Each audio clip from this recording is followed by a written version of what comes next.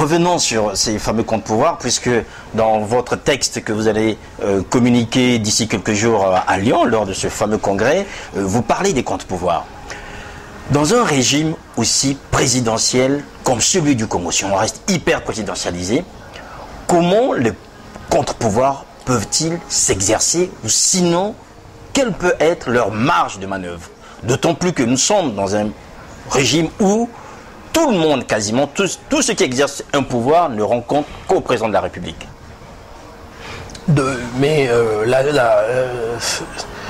La question des contre-pouvoirs, c'est le fondement même. Alors, j'aurais suivi le professeur Modoudou s'il était parti sur la question des contre-pouvoirs. S'il avait dit qu'il faut que dans la situation africaine, ou du fait de notre culture, parce qu'il ne faut pas oublier qu'on dit qu'en Afrique, le chef du village ne voit pas le diable.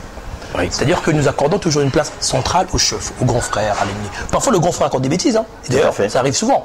Mais puisque c'est le grand frère, on l'écoute sagement, comme à l'église, alors qu'il raconte que des âneries. Bon.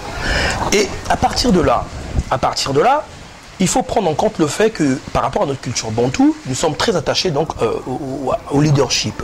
Oufo-Boigny disait, il n'y a jamais deux crocodiles, deux caïmans dans un même fleuve. Donc, il faut des contre-pouvoirs. Les contre-pouvoirs vont venir faire quoi? Ils vont venir contrebalancer la toute-puissance du chef. Pour faire en sorte que ce pouvoir, ce que disait Montesquieu, il faut que par la force des choses, le pouvoir arrête le pouvoir. Et bien, le pouvoir, ceux qui vont arrêter le pouvoir, ce sont ces fameux contre-pouvoirs. Alors, le problème, c'est que dans le constitutionnalisme moderne, l'idée de Montesquieu, c'était de dire il faut que le pouvoir arrête le pouvoir, donc il faut qu'il y ait plusieurs pouvoirs.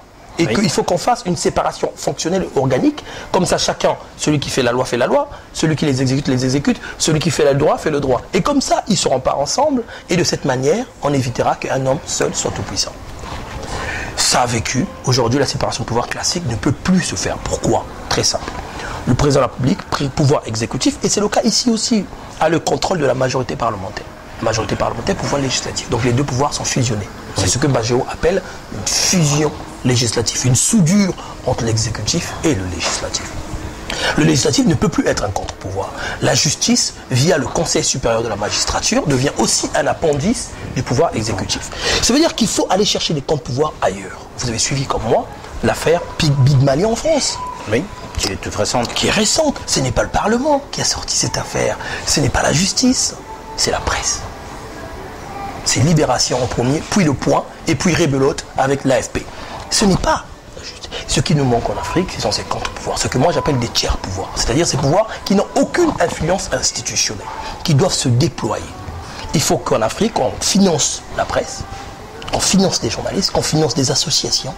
Ceux-là, ils constitueront des contre-pouvoirs, ce qu'on appelle les contre-pouvoirs sociaux, en dehors de toute domination politique. Est-ce que l'interprétation qui peut être faite quand on finance un organisme, c'est qu'elle puisse être au service de celui qui a financé? Non. On ne finance pas avec les fonds personnels. Ce n'est pas le ministre qui finance, c'est l'État. C'est l'argent du Congo. Le problème, c'est que les gens parfois, ils confondent le bien public et leur bien personnel. Ah, je vous avais donné 2 millions. Non, vous ne nous avez pas donné 2 millions, c'est l'État qui a donné. Et donc, il faut que nos amis journalistes, associants et tout ça, il faut qu'ils se rendent bien compte que s'ils sont subventionnés, c'est pour dire la vérité. Ils ne sont pas subventionnés pour cacher, ils sont subventionnés pour dire, pour informer. En informant, les journalistes contribuent, c'est un tiers-pouvoir. Et puis, il y a d'autres tiers-pouvoirs. Lorsque, par exemple, ce qui s'est passé lors des expropriations à Ponoir, dans le massif du Kouilou. Dans le massif du Kouilou, par exemple, la mobilisation citoyenne, qui a fait en sorte que le pouvoir recule sur un certain nombre d'éléments, est une manifestation de ces tiers-pouvoirs. Si les populations manifestaient un peu plus, si les populations s'organisaient un peu, le collectif Y en a marre au Sénégal, oui. On l'a vu. Donc, vous voyez, il faut qu'on ait comme ça des tiers-pouvoirs satellites qui viendront contrebalancer les pouvoirs centraux. Alors, il y a un tiers-pouvoir dont on a vu, excusez-moi la tautologie, le pouvoir dans certains pays, ce sont les réseaux sociaux. Oui. Nous avons vu comment est-ce que les pays du Maghreb ont bougé, tandis qu'en Afrique noire, en fait, on a l'impression que l'Internet ou les réseaux sociaux ne sont jamais rentrés et on a du mal à voir une réelle puissance dans ces nouveaux réseaux sociaux qui, aujourd'hui, constituent un véritable contre-pouvoir, notamment dans les pays où cet exercice est quasiment libre. Les réseaux sociaux, nous avons raté l'âge numérique, c'est vrai. Excusez-moi. Lorsqu'il y a eu le passage numérique, c'est vrai que nous avons été en retard. Et c'est normal, vu la situation économique de nos pays. Ce n'était pas la première priorité. Mais allez à Pointe-Noire, allez à Brazzaville. Vous verrez comment les cybercafés fournissent. C'est-à-dire qu'aujourd'hui, nous avons partout des jeunes qui sont connectés. Le seul problème, c'est que nous n'avons pas encore des leaders dans ces différents réseaux sociaux.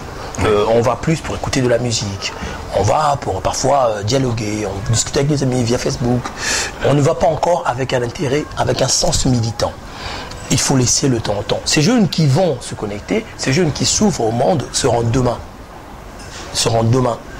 le véritable contre-pouvoir. Et moi, je fais confiance en cette jeunesse qui est en train de bouger, qui est en train de bouillonner, mais qui ne trouve pas sa voie. Qui ne trouve pas sa voie parce qu'il ne trouve pas en face d'elle une opposition capable de lui montrer la voie. Est-ce que vous croyez au fameux printemps bantou? Ça veut dire quoi? Un peu comme on a vu les printemps arabes. Dans l'état actuel des choses, non. On va revenir sur un contre-pouvoir institutionnel, celui-là, qui est l'opposition parlementaire. Alors, au Congo, on a une opposition qui est là, qui est menée par des anciens barons du PCT.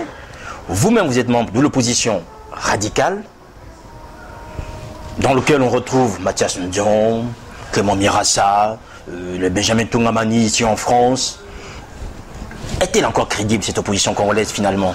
Écoutez, moi, mon opposition radicale n'est pas la même que celle dont vous venez de citer les noms de quelques-uns des leaders. Ces gens sont des gens respectables, très bien, ça fait longtemps qu'ils font de la politique, au nom du Congo, c'est très bien. Et s'engager autant d'années pour son pays, c'est toujours bien. Et il faut saluer le courage de Jean Mathias, de M. Mirassa, M. Tungamani, oui. M. Mukwege. Il y a bien d'autres, en fait. Très bien, on ne fera pas la liste ici. Parce oui. que, bon, très bien. En revanche, moi je pense qu'il faut que nos anciens comprennent qu'il arrive un moment où il est essentiel de renouveler. Pas que les personnes, mais les idées, les façons de faire.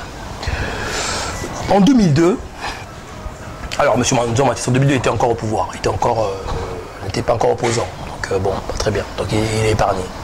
Mais les opposants de l'époque, je me souviens, paix à son âme, M. Milongo, André Milongo, oui, nous avait expliqué qu'il ne fallait pas aller voter, il s'est retiré sa candidature parce que les conditions de vote, machin. Finalement, résultat, M. Sassou est resté au pouvoir, 7 ans de plus. En 2007, on nous a expliqué, à ce moment-là, M. Jean Mathias était devenu opposant, avec beaucoup d'autres, ils ont dit non, il ne faut pas aller vous faire recenser juste avant, machin, il n'y aura pas d'élection. Rebolote, majorité du PCT, écrasante. 2009, M. Jean Mathias est venu, je l'ai suivi sur France 24. Ou Afrique 24, je ne sais plus. Il est dit, il n'y aura pas d'élection au Congo sans concertation. Il n'y aura pas d'élection. Je vous dis, le 16 juillet, ni M. Sassou, ni personne. Résultat des courses, M. Sassou est au pouvoir. Ça veut dire que cette technique d'opposition ne fonctionne pas. donc ils sont plus crédibles.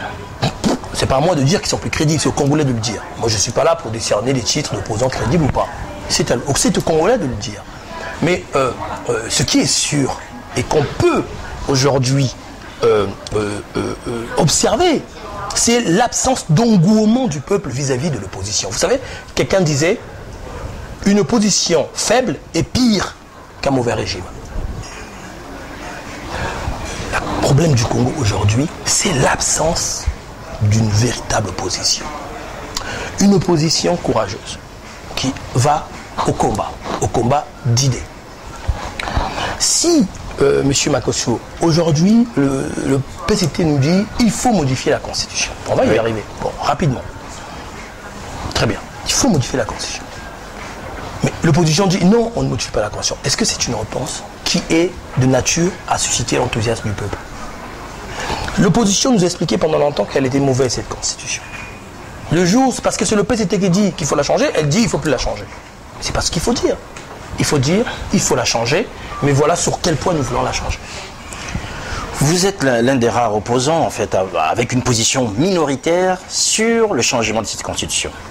Pourquoi doit-on la changer? Faut-il parler de changement ou de révision? Parce que là aussi, pour l'instant, le débat reste flou. Alors, je vais éclaircir tout le monde. Une Constitution n'est jamais immuable. Un peu ce que dit tout le monde aujourd'hui, notamment les gens du PCT, bon, ils sont d'accord. C'est pas parce que ce sont les gens du PCT qui le disent qu'il ne faut pas le reconnaître. Donc Thierry Mongala qui avait dit que ce n'est pas la Bible, à la limite, il a raison. Il a raison. Sinon, dans quelle situation nous serions-nous? Celle de la France a été changée plus de 26 fois. Oui. Une Constitution n'est jamais immuable. Une Constitution, en revanche, peut fixer les limites au-delà duquel elle peut être révisée. Celle-ci le fait. Article 185. Tout le monde le connaît aujourd'hui. Tout à fait. Apparemment, il n'y a que 3 articles que j'en connaissent en fait. 57, 58. 57, 58, 185. Et 185. C'est parfait. Tout à fait. Alors, j'entends beaucoup de choses dessus. Je voudrais simplement dire que même cette constitution, et là c'est le constitutionnaliste qui vous parle, cette constitution, même avec le verrou de l'article 185, peut être limitée, peut être révisée. Ça s'appelle la double révision. C'est pas moi qui l'ai inventé, c'est le doyen Vedel. Oui. Georges Vedel. Double révision. Très simple. On révise la disposition portant verrou, puis derrière on révise la disposition révisée après le verrouillage, le déverrouillage. C'est connu, sous la 4 République en France, on l'a fait, ça se fait. Donc arrêtons, c'est un cas d'école. Très bien. Mais moi, vous voulez, M. Makosso, je ne place pas le débat au niveau de la personne Sassou. Moi, vous savez, j'ai une trentaine d'années. J'ai une trentaine d'années. C'est-à-dire que je suis plein d'espoir pour le Congo. D'accord. Et moi, je suis convaincu que tout est à venir. Tout est à venir. Ce que j'appelle, moi, ce n'est pas un changement de constitution, c'est un changement de système. Le système. Ce système, ce n'est pas seulement la constitution, c'est un ensemble. Et la constitution n'est qu'une logique dans le système. Je m'explique. Lorsque au Congo, l'opposition veut organiser un meeting, qu'on les fout en prison, croyez-vous que même si on change de constitution, la situation sera réglée? Non. Lorsque on tripatouille le recensement, croyez-vous que si on maintient la même constitution, même si ça ce n'est pas candidat, que c'est son fils qui est candidat, ou Yaïssa, ou M. Mfouba, je ne sais pas qui d'autre du PCT, qui gagnera sans doute, puisque ils ont déjà tout verrouillé, oui. Pensez-vous que les choses vont avancer? Non. Alors, il faut arrêter de dire, d'arrêter le débat sur le fait. L'opposition s'acharne sur le test constitutionnel comme si ça réglerait le problème des Congolais. C'est faux. La réalité, M. Lissouba était au pouvoir avec la Constitution de 92. Qu'est-ce qu'il a fait dès qu'il arrive au pouvoir? Première chose, il s'est empressé d'aller créer une milice privée. Quelque temps après, il a perdu la majorité à l'Assemblée. Qu'est-ce qu'il a fait? Il a dissous l'Assemblée. Alors que la cohabitation était prévue par la Constitution. Du moins pas prévue, mais prévue implicitement par la Constitution. Vous pouvez accepter une cohabitation. Et puis regardez, il a dissous. Le Conseil constitutionnel, prévu par la Constitution, qui devait être installé pour réguler les pouvoirs publics, il ne l'a jamais installé. Il l'a installé en juillet. Pourquoi faire? Pour proroger son mandat. C'était la Constitution de 92 et non pas celle de 2002. Ça veut dire quoi? Nous avons des tares dans le système. Il faut chambouler ce système. Et aujourd'hui, malheureusement, ceux qui sont au PCT et ceux qui sont dans l'opposition, en grande partie, défendent le même système. C'est le système de « ôte-toi que je m'y mette ». On veut la place de Sassou, on ne veut pas le bonheur des Congolais. Moi, ce que je veux, c'est ni l'opposition ni Sassou. Je veux le bonheur des Congolais. Alors, vous êtes à la quête du bonheur des Congolais. J'aimerais juste avoir votre avis rapidement. Vous avez été mauvaise langue dans le cadre du recensement spécial. Recensement administratif spécial. Puisque, dès le mois d'août, vous disiez que ce serait une belle pagaille. Et finalement, de 3 mois, on est passé à 9 mois. Et aujourd'hui, on a un corps électoral avec plus d'1,8 million personnes, qui est déjà moins par rapport en 2012. Les faits sont au-dessus. Mais donc je n'ai pas été mauvaise langue, j'ai été visionnaire.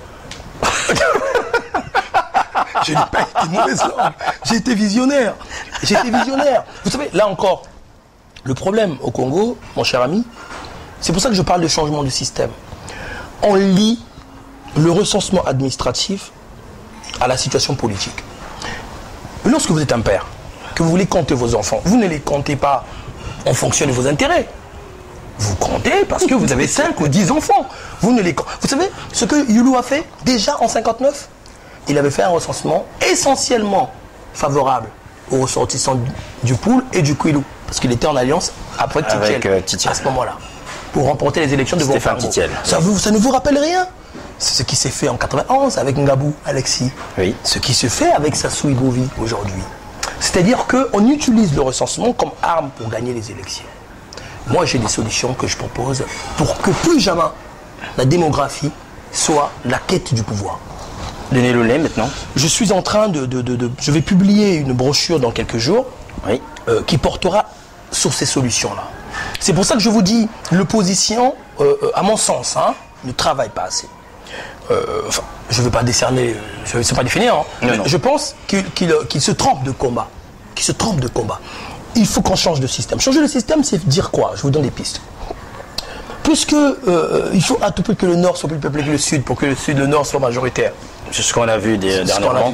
Et lorsque le Sud était au pouvoir, il n'était pas loin de le penser. Ça veut dire que la vérité démographique est ailleurs. Très bien. On est incapable nous-mêmes de trouver, de dire, il y a combien de gens au Nord, il y a combien de gens au Sud. Pourquoi? Parce que les Nordistes se disent, si on est plus nombreux, donc on a gagné les élections. Bon, donc on va appeler les casques bleus. Oui. Non, pour l'instant, comme on ne se bat pas encore, on va attendre. Mais il y a des choses à faire. Il faut neutraliser ça. Qu'est-ce qu'on peut faire? Quelque chose de très simple. Vous savez, aux États-Unis, il faut faire de la comparaison. Il faut faire de la politique comparée. Aux États-Unis, lorsqu'on a créé les États-Unis, les pères fondateurs étaient confrontés à une situation, à un problème. C'était lequel? Les petits États ne voulaient pas perdre leur spécificité. Ils se sont dit, imaginez que l'État d'Hawaï se mette ensemble avec la Californie. 4 millions d'habitants là-bas, 35 millions de l'autre côté. C'est fini. Ils ont dit, eh ben, nous on accepte à condition que la chambre qui va représenter les États soit une chambre paritaire. Que la règle de la majorité démographique ne s'applique pas. Aujourd'hui, dans le Sénat américain, il y a 50 sénateurs à raison de 2 sénateurs par État. Chaque État, quelle que soit sa taille, envoie 2 sénateurs. Les États-Unis ne sont-ils pas la plus grande démocratie du monde? Si on disait au Congo, en dehors de Pointe-Noire et Brazzaville, où il y a plus de 700 000 habitants, tous les autres départements du Congo enverront 10 députés. Plus personne ne trichera sous les recensements. Ça ne sert plus à rien, puisque finalement, que vous soyez peu nombreux, que vous soyez moins nombreux, vous enverrez le même nombre de députés. Vous voyez, des solutions existent. Mais il faut réfléchir. Il ne faut pas vouloir le pouvoir pour le pouvoir. Ôte-toi de là pour que je m'y mette, ça n'arrange personne. Bozizé est parti. Que devient la Centrafrique aujourd'hui? Que devient la Centrafrique aujourd'hui? On a chassé un dictateur, on a gagné quoi? La partition du pays. Faisons partir Sassou, je suis d'accord, je suis d'avis. Mais faisons partir Sassou en ayant un programme alternatif qui marche, qui sorte les Congolais de la misère. Alors, je vais juste revenir sur cet aspect de faire partir Sassou. C'est vrai que cela fait partie en fait du programme de l'opposition. Ce n'est pas un programme. Mais en dehors du fait de scander à chaque meeting, Sassou doit partir en 2016, Sassou doit partir. Que propose aujourd'hui l'opposition? Vous êtes membre de l'opposition. Que propose aujourd'hui l'opposition comme projet de société alternative aux Congolais? Mais j'ai commencé à proposer des réformes institutionnelles. Tout à fait, mais bon. On va y avancer dans le concret. Très bien. Oui. Allons dans le domaine du social. Rapidement. Budget de l'année 2014, 4 000 milliards, 152 millions. Avec un excédent prévu de plus de 1000 milliards. Très bien. Le problème des excédents, je l'ai déjà expliqué, c'est que nos excédents ne se cumulent pas. Chaque année, on a des excédents, mais on ne sait pas ce que l'excédent de l'année d'avant était devenu. On nous parle d'une réserve pour les générations futures. Ceux d'aujourd'hui souffrent et on veut nourrir ceux d'après. Commençons par donner à manger aux gens de Tchétché, donc vous, avant de penser à ceux qui viendront dans un siècle. C'est quand même plus simple. Très bien. Monsieur Sassou Nguesso, le président de la République, c'est le président de la République. Tout à fait. Est au pouvoir aujourd'hui, bientôt 17 ans. Prenons depuis 2000. Sans compter la parenté d'Issouba. Sans compter la parenté d'Issouba. Très bien. Bon, prenons depuis l'Issouba. Prenons depuis 92, avec M. Issouba. Il n'y a jamais eu une seule politique publique destinée vers l'emploi des jeunes.